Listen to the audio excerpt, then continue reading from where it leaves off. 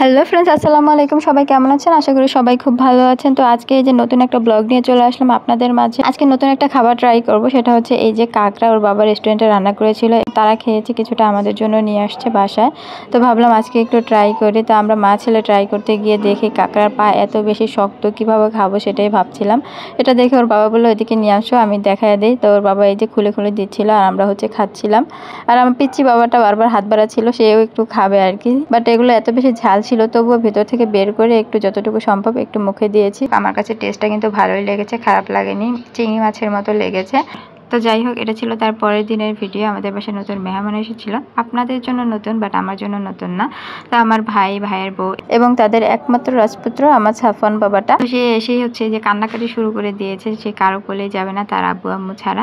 তাছাড়া সে কিন্তু এসে বিরাট এক দুর্ঘটনাও ঘটিয়ে ফেলেছে, সেটা একটু পরে আপনাদের সাথে আমি শেয়ার করব।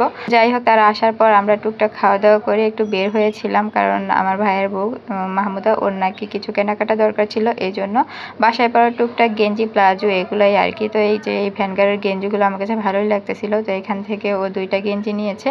এই যে হার্ট শেপের গেঞ্জিটা আর এই যে মাত্র দেখাচ্ছিল ভাইয়াটা, এই গেঞ্জিটা নিয়েছে। আর দুইটা প্লাজো আর পাশে স্যান্ডেল বিক্রি করতেছিল, সেখান থেকে স্যান্ডেল নিয়েছে। যাই হোক, কেনাকাটা শেষ করে ভাবলাম তাদেরকে একটু রেস্টুরেন্ট থেকে ঘুরিয়ে নিয়ে আসি। ভাই বোনের সম্পর্কটা কি দেখেছেন? মানে আমরা কিন্তু একদম ছোটবেলা থেকে একই জায়গায় একই ফ্যামিলিতে বড় হয়ে এক একজন এক এক মেরুর বাসিন্দা হয়ে যায়, একজন আর একজনের বাসায় মেহমান হয়ে যায়। যাই হোক, তবুও বলবো জীবন সুন্দর, আলহামদুলিল্লাহ। আমরা কিন্তু কথা বলতে বলতে অলরেডি রেস্টুরেন্টে চলে এসেছি।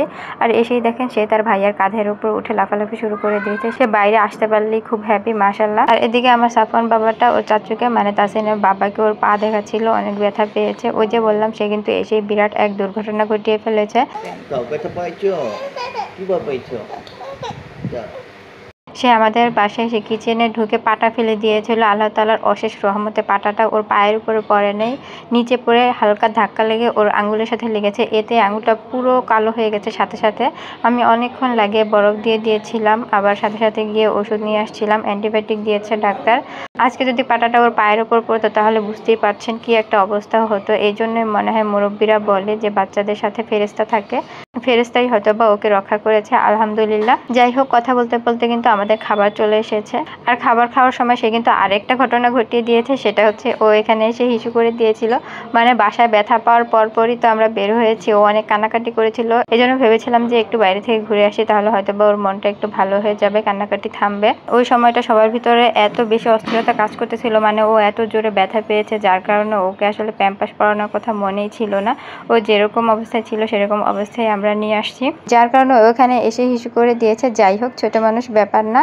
তো কথা বলতে বলতে কিন্তু আমরা অলরেডি খাওয়া দাওয়া করে ফেলেছি, আর আমরা মোটামুটি ভালোই খাওয়া দাওয়া করে নিয়েছি। আজকে রাতে আর আমাদের খেতে হবে না।